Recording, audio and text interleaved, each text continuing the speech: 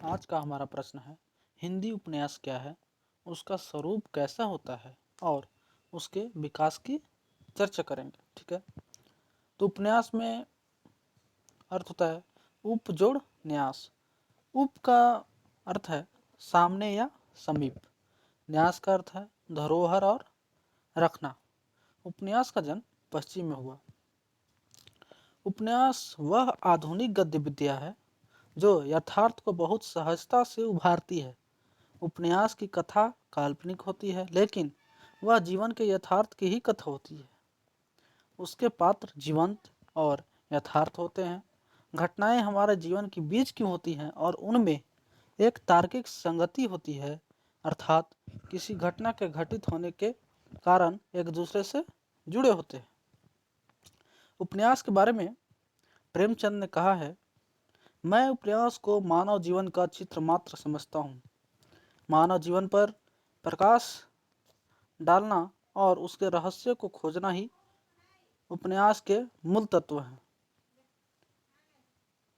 जैसा कि आप लोग जानते हैं कि उपन्यास कहानी की जैसा ही लगता है जैसे पढ़ने में लगता है। ठीक है, तो समझेंगे कि उपन्यास और कहानी में अंतर क्या है।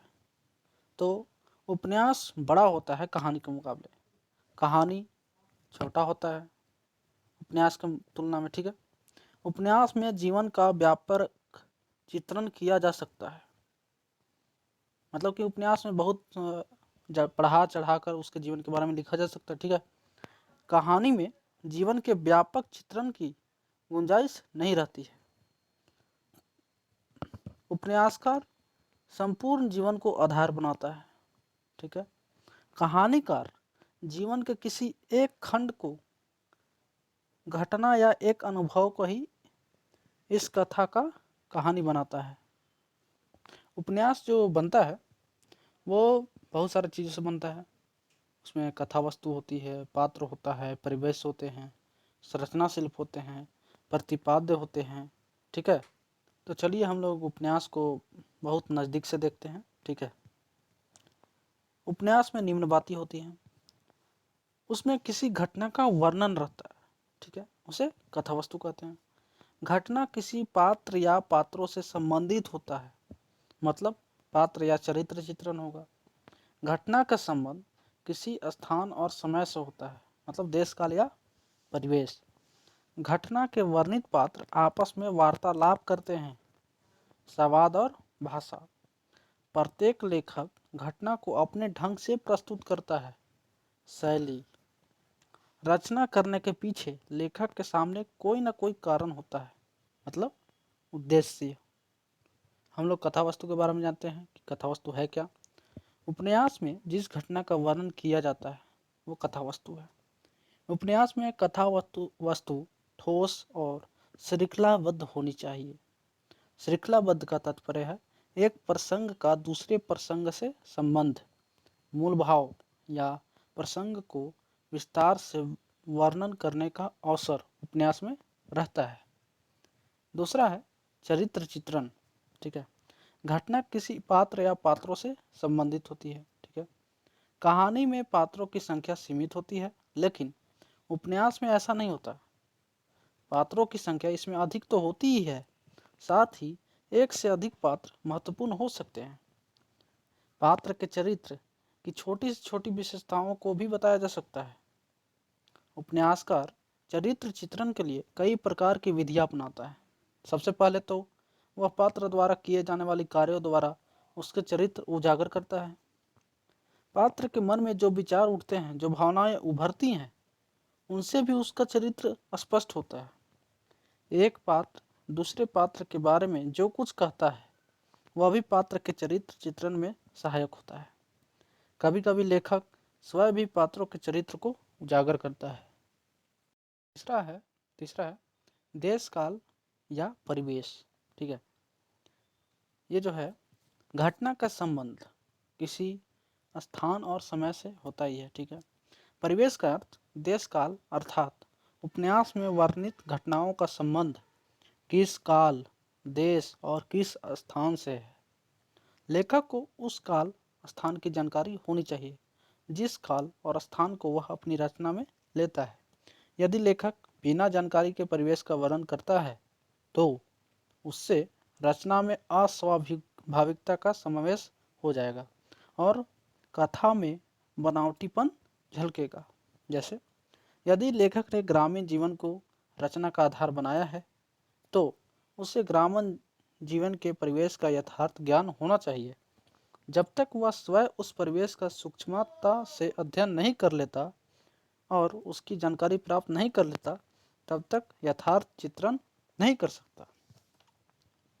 चौथा है संरचना शिल्प। संरचना शिल्प से हमारा तात्पर्य है कि उपन्यास की शैली किस प्रकार की है, उपन्यास की भाषा किस प्रकार की है और उपन्यास में संवाद किस प्रकार के हैं। ठीक है। संरचना शिल्प में शैली, संवाद और भाषा होते हैं। शैली का तात्पर्य है रचना करने का ढंग। लेखक की व्यक्तिगत रुचि और विषय वस्तु के कारण ही शैली में परिवर्तन होता है। अपनी रुचि के अनुसार लेखक जिस तरीके से कथा वस्तु को प्रस्तुत करता है उससे शैली में परिवर्तन आता है। अब संवाद किसे कहते हैं? उपन्यास में वर्णित पात्र आपस में वार्तालाप करते हैं जिनसे कथा वस्तु आगे बढ़ती है। ऐसे वार्तालाप को ही संवाद कहा जाता है। संवादों से जहाँ कथा आगे बढ़ती है वहीं पात्रों के चरित्र की विशेषताओं का अनुमान भी लगता है। संवाद द्वारा उपन्यास में नाटकीयता आती है। भाषा वह माध्यम है जिससे उपन्यासकार रचना में रोचकता लाता है। सहज पात्रानुकाल भाषा के प्रयोग से पात्र सजीव लगते हैं। पांचवा है प्रतिपाद। प्रतिपाद का अर्थ है उद्देश्य। वह किस उद्देश्य से उसको लिख रहा है, क्या कारण है उसके पीछे। ठीक है। रचना करने के पीछे लेखक के सामने कोई ना कोई कारण होता है। उपन्यास में क्या कहा गया है और क्यों कहा गया है उसी को उद्देश्य कहते हैं। कोई भी लेखक बिना उद्देश्य के उपन्यास नहीं लिखता। श्रेष्ठ उपन्यासकार अपने उद्देश्य की रचना अलग से नहीं करता। रचना का उद्देश्य रचना में ही निहित होता है। अब बढ़ते हैं उपन्यास की भेद की ओर। पहला देखते हैं कथा वस्तु के आधार पर उपन्यास के कितने भेद हैं। तो पहला है ऐतिहासिक उपन्यास। ठीक है। दूसरा है पारिवारिक उपन्यास। तीसरा है सामाजिक उपन्यास। चौथा है पौराणिक उपन्यास। पांचवा है घटना प्रधान उपन्यास और छठा है भाव प्रधान उपन्यास। ऐतिहासिक उपन्यास में क्या होगा, जैसे कि नाम से ही पता चल रहा है कि इतिहास से कुछ रिलेटेड होगा। ठीक है। ऐतिहासिक उपन्यासों का संबंध अतीत से होता है, अर्थात उनकी कथा वस्तु अतीत से जुड़ी होती है। उदाहरण जैसे आचार्य हजारी प्रसाद द्विवेदी के उपन्यास बाणभट्ट की आत्मकथा। दूसरा है पारिवारिक उपन्यास। कैसा होता है? जिस उपन्यास में परिवार की समस्या या घटना को कथा वस्तु का मुख्य आधार बनाया जाए उन्हें पारिवारिक उपन्यास कहते हैं। जैसे प्रेमचंद के निर्मला उपन्यास। तीसरा है सामाजिक उपन्यास। कैसा होता है? सामाजिक समस्या या घटना को लेकर लिखे जाने वाले उपन्यास सामाजिक उपन्यास कहलाते हैं। जैसे प्रेमचंद का सेवा सदन।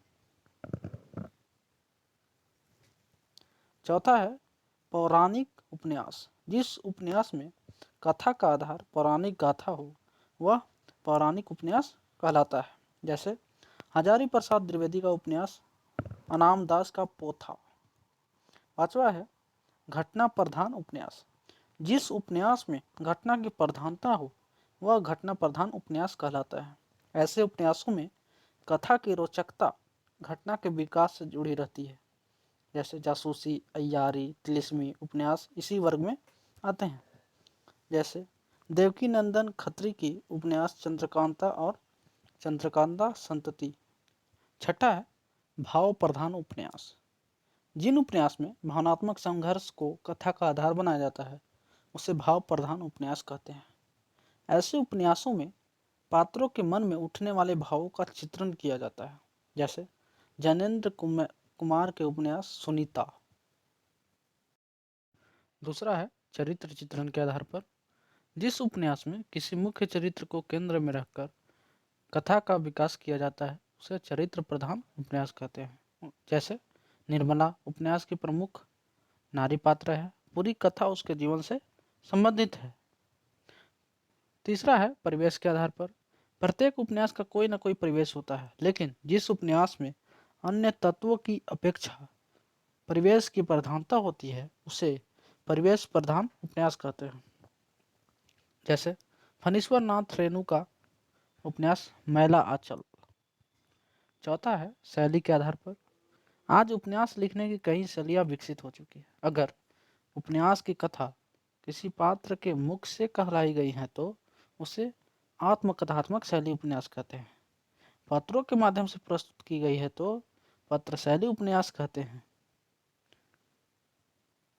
पत्र शैली उपन्यास कहते हैं। डायरी के रूप में लिखा जाए तो डायरी शैली उपन्यास कहते हैं। स्वप्न चित्रों की तरह लिखा गया तो उसे फतांसी शैली कहेंगे। कथा लोक कथा पर आधारित हो तो उसे लोक कथात्मक शैली कहेंगे। पांचवा है प्रतिपाद के आधार पर। इस वर्ग के उपन्यास को हम दो आधारों पर बांट सकते हैं। एक रचनाकार के दृष्टिकोण के आधार पर और दूसरा रचना में निहित उद्देश्य के आधार पर। रचनाकार की दृष्टि या तो आदर्शवादी होती है या यथार्थवादी। जब रचनाकार किसी आदर्श को रखकर उपन्यास की रचना करता है तो उसे हम आदर्शवादी उपन्यास कहते हैं। जब उपन्यासकार अपने आदर्श को न रखकर जीवन के यथार्थ को उपन्यास के माध्यम से प्रस्तुत करता है तब उसे यथार्थवादी उपन्यास की संज्ञा दी जाती है। इसमें जीवन की वास्तविकता को प्रस्तुत करना ही रचना का उद्देश्य हो जाता है। जीवन का यथार्थ चाहे जैसा हो वह उसे उसी रूप में प्रस्तुत करता है। अब तक हमने उपन्यास क्या है, वो कैसा होता है, वो कैसा दिखता है, उसका स्वरूप कैसा है, उस पर अब तक चर्चा कर चुके हैं। आगे विकास की चर्चा करते हैं। हिंदी उपन्यास के क्षेत्र में प्रेमचंद का योगदान केंद्रीय महत्व रखता है, इसलिए उन्हीं को आधार मानकर हिंदी उपन्यास के विकास क्रम को मोटे तौर पर 3 चरणों में रखते हैं। पहला प्रेमचंद पूर्व युग के उपन्यास, दूसरा प्रेमचंद युग के उपन्यास, तीसरा प्रेमचंदोत्तर युग के उपन्यास। पहला है प्रेमचंद पूर्व हिंदी उपन्यास, मतलब कि प्रेमचंद के पहले कैसे कैसे हिंदी उपन्यास लिखे गए। प्रेमचंद पूर्व युग के उपन्यास को उद्देश्यों की दृष्टि से 2 भागों में रखा जा सकता है। ए है शुद्ध मनोरंजन परक उपन्यास, बी है सामाजिक सुधारवादी भावना परक उपन्यास। ए शुद्ध मनोरंजन प्रधान उपन्यास में तिलिस्मी, अय्यारी तथा जासूसी उपन्यास शामिल हैं।